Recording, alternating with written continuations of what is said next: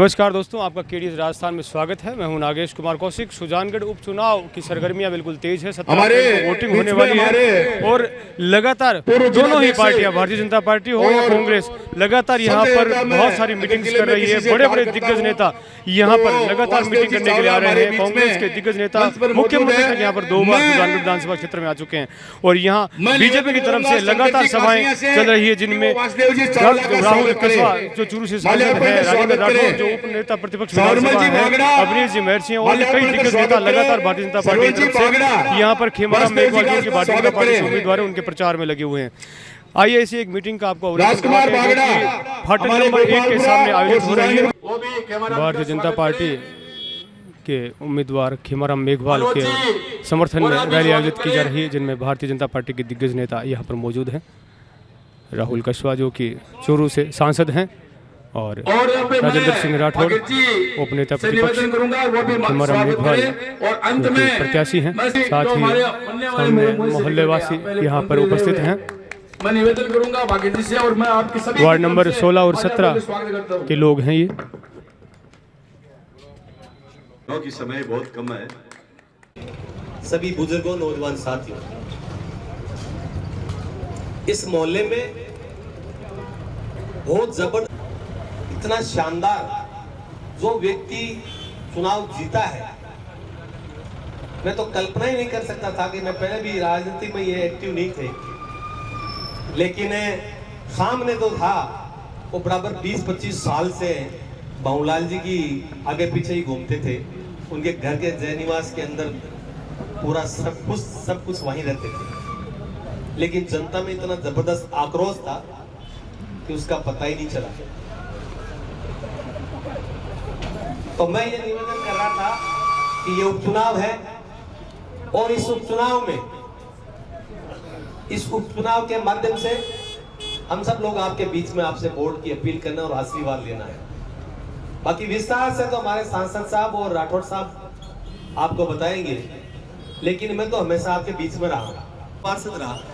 एक बार मेरी भाभी जी को पार्षद बनाया और कंटिन्यू में उसके बाद आपके बीच में आता रहा हूं और आपका स्नेह और प्यार मुझे मिलता रहा है और मुझे पूर्ण विश्वास है कि पिछले चुनाव में भी यही एक ऐसा वार्ड था, इस वार्ड से भी बहुत जबरदस्त भारतीय जनता पार्टी को लीड मिली।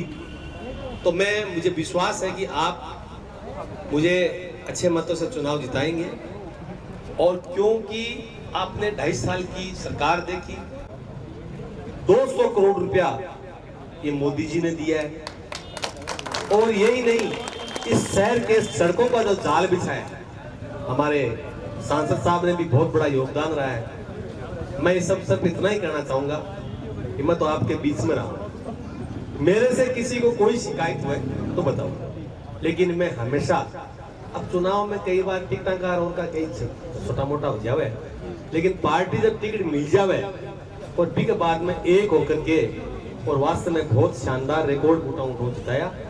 मेरे युवा साथियों, बुद्धि प्रकाश जी ने और जोशी जी ने भी आपके मोहल्ले में कराए गए कामों के बारे में 3 बातें बताई। मैं समझता हूं कि शुरुआत हमें इसी बात से करनी चाहिए और बहुत बहुत धन्यवाद देता हूं मैं खेमाराम जी का, जिन्होंने बीते हुए समय के अंदर, अपने कार्यकाल के अंदर, जब वार्ड के अंदर हम पहुंचते हैं, एक सांसद के रूप में मैं हूं, चाहे एक मंत्री जी के रूप में राजेंद्र जी हों, चाहे एक विधायक के रूप में खेमाराम जी हों या एक वार्ड पार्षद के रूप में कोई भी हो, सभी को जब जनता के बीच में हम अपने काम गिनाते हैं तो खुशी इस बात की होती है कि बीते हुए 5 साल में काम कराया गया और उसी के लिए आप हमें चुनते हो। आपका चयन प्रजातंत्र में इन पदों का इसी काम के लिए है कि कहीं न कहीं जनता की जीवन के अंदर खुशहाली हो, अच्छी व्यवस्था हो, विकास हो और रोजमर्रा का जीवन सुखाल हो। पर ये व्यवस्था कहीं न कहीं चुनाव के समय पे आते आते लोग इसमें वो रंग लगा देते हैं जिन चीजों से ये बातें से पीछे चल जाती हैं।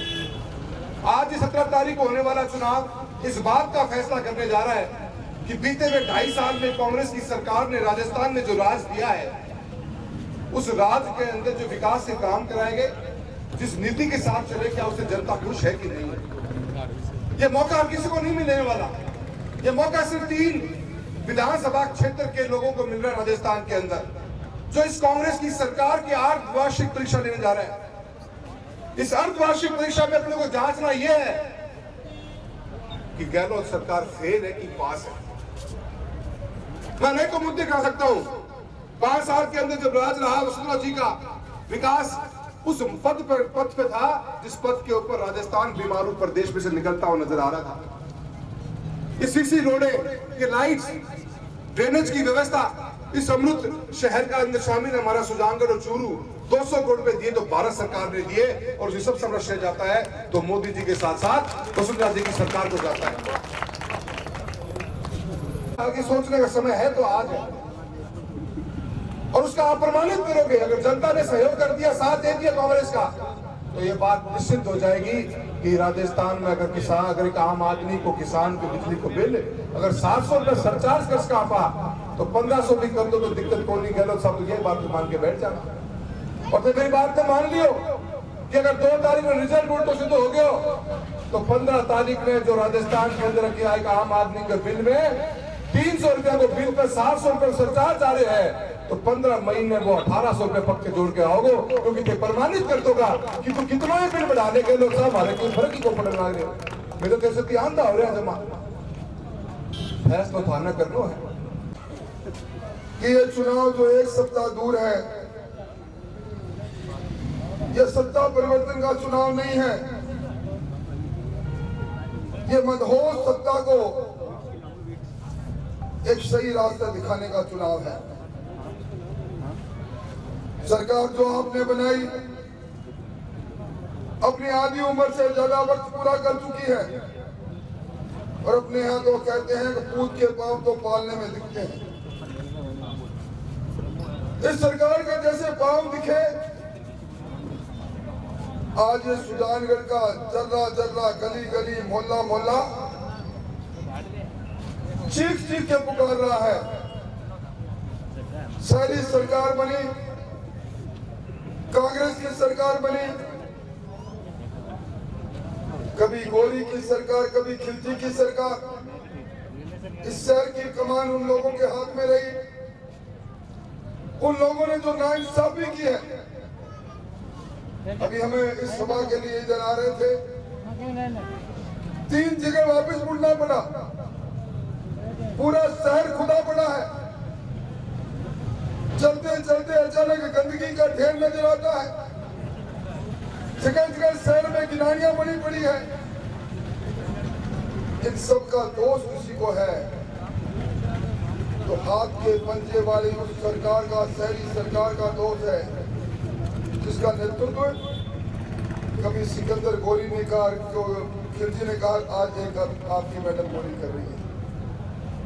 अभी जोशी जी बता रहे थे, ये चौक जिस चौक पर खड़ा होकर मैं अपनी बात कह रहा हूं, इस जगह के जो हालात थे, उन हालातों में परिवर्तन अगर किसी ने किया तो भारतीय जनता पार्टी ने किया। ये परिवर्तन का दौर रुका क्यों?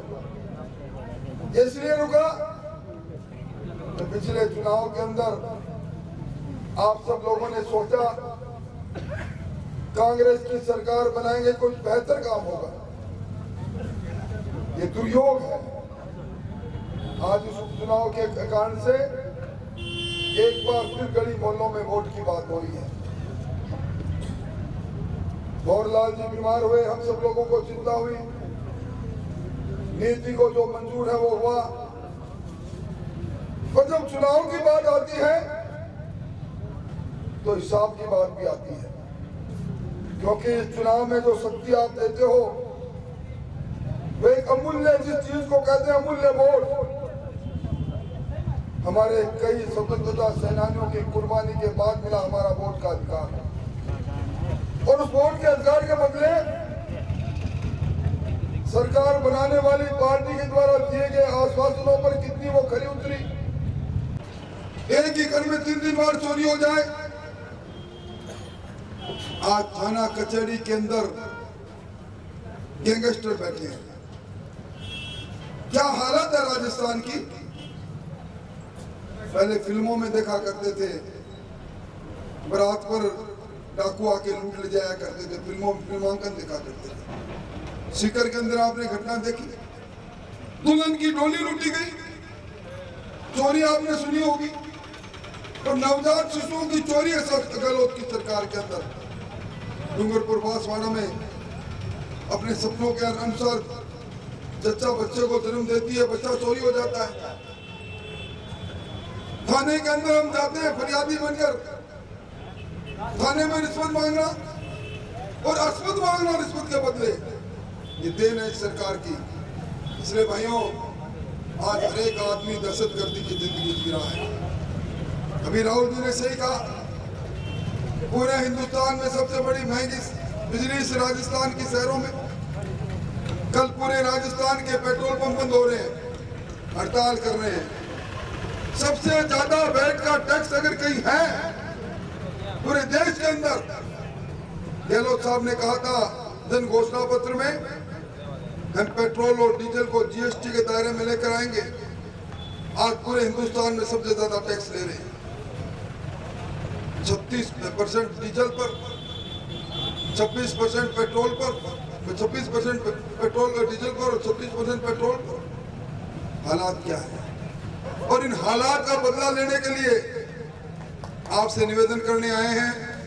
मेरा राम सिंह जी का दौरा 3 दिन लगातार गांव में रहा। गांव के अंदर अंडर करंट है। किसान कहता है मेरे से धोखा किया कर्जा माफी के नाम पर। गांव का नौजवान कहता है मेरे को बेरोजगारी भत्ता और रोजगार देने के नाम पर धोखा किया। गांव के अंदर एक छोटी सी ईंट भी कहीं लगी नहीं। गांव बदला लेने के लिए खड़ा हो गया। अब शहर को बदला लेने के लिए खड़ा होना है। इसलिए वोट की चोट से इनको सीधा करो। खेमाराम जी के बारे में हो सकता है कोई छोटी मोटी बात कभी रही होगी, पर ये लड़ाई बड़ी लड़ाई है। पूरा देश इसको देख रहा है। एक तरफ नरेंद्र मोदी की कल्याणकारी नीतियां, वो हमारा मुख्यमंत्री, वो हमारे प्रधानमंत्री, जिन्हें हिंदुस्तान का परचम पूरे विश्व में फहरा दिया। आज चाहे कुछ भी हो, चाहे कश्मीर के अंदर किस प्रकार की दहशतगर्दी का वातावरण था, हमारा कश्मीर हमसे अलग कांग्रेस की भूल के कारण से, संवैधानिक प्रावधानों के कारण से धारा 370 गई, 34 गई, और आज कश्मीर हमारा अभिन्न बना हुआ है। हमेशा बात चलती थी कि राम हमारे आराध्य देव है, राम जी का मंदिर बनना चाहिए हिंदुस्तान के अंदर। भगवान राम आराध्य देव राम के मंदिर बनाने का काम हमारे प्रशस्त हुआ तो नरेंद्र मोदी जी की सरकार में। इसलिए भाइयों, लंबी बात कहने की इच्छा थी पर कह नहीं पा रहे। आपसे निवेदन है, ये भोला भाला इंसान, ये खेमाराम, जिसको इसी शहर के अंदर जो मुझे पता है 2 बार वो वार्ड पार्षद बना। वो कह रहे थे जब मैं वार्ड का चुनाव लड़ रहा था, लोग कह रहे थे खेमो आ जाओ, खेमा न वोट देगा। आप लोगों ने उस खेमा को खेमाराम बनाया, एमएलए बनाकर। राजस्थान के वसुंधरा जी उसको खेमाराम जी बनाया मंत्री बनाकर। अब इस खेमाराम को वापस खेमा मत बना देना, खेमाराम बनाओ, सारे मिलकर वोट दो, ये निवेदन करना। बहुत बहुत धन्यवाद। बीजेपी की तरफ से और कांग्रेस की तरफ से लगातार सभाएं चल रही है। चुनाव बिल्कुल सामने है, 17 अप्रैल को वोटिंग होने वाली। राजेंद्र सिंह जी राठौड़ उप नेता प्रतिपक्ष हमारे साथ हैं। सर, किस तरह का माहौल देख रहे हैं अभी जो आप गाँव के लगातार आप गाँव के शहरों के दौरे का दौर प्रारंभ हो चुका है। सरकार को लोग बदलना चाहते हैं, परंतु चूंकि सरकार का भी आम चुनाव नहीं है, इसलिए उपचुनाव के माध्यम से सरकार को आईना दिखाना लोग चाहते हैं।